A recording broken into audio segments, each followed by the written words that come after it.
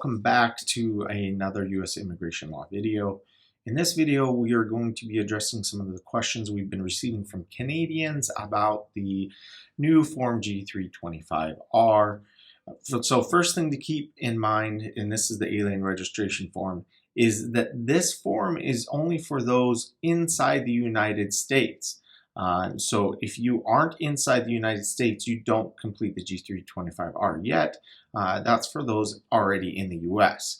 The best way to handle this if you're Canadian is to pre-register, and that is by going to CBP's website, and you go to their CBP I-94 website, and you can apply now, and you can prepay and pre-obtain your I-94 through CBP to avoid this G-325R registration altogether.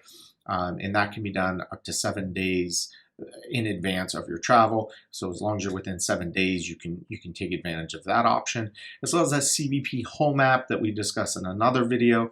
If you use the CBP Home app, then you can also get an I-94 through the CBP Home app within 7 days of your travel, and also use that app to travel your exits and entries. Now, if you are in a situation where you need to do the G-325R because you are in the United States and you were not issued an I-94 record of admission, then that's what we're going to be talking about, is the G-325R. And a lot of individuals are confused about the process, and we have a little bit of clarification.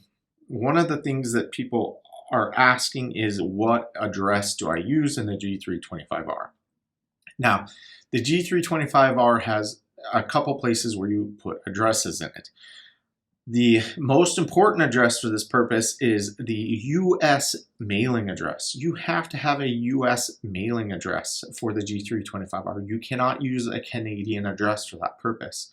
And this is for U.S. immigration purposes. If they need to contact you, or if they do request that you do a biometrics appointment, you need a U.S. address on hand in order to do this.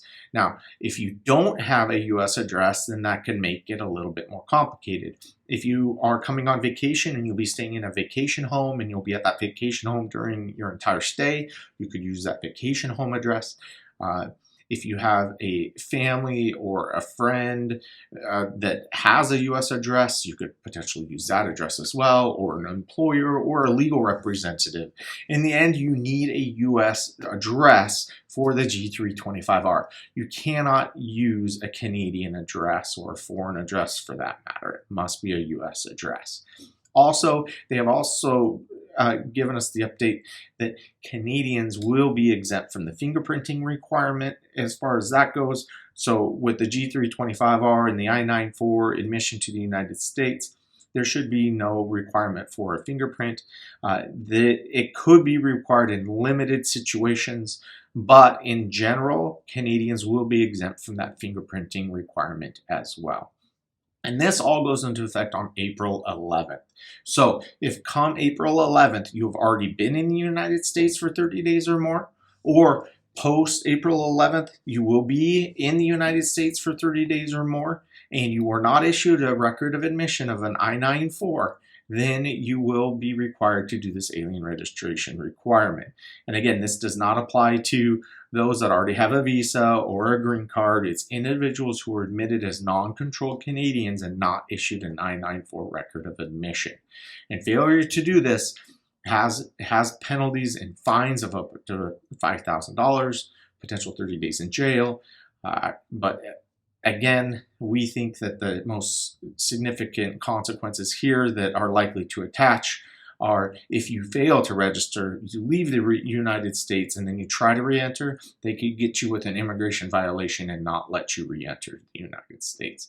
So make sure when you're completing that G-325R, you use the proper information, and you do need a U.S. address in order to complete it. And luckily, Canadians are going to be exempt from that fingerprinting requirement.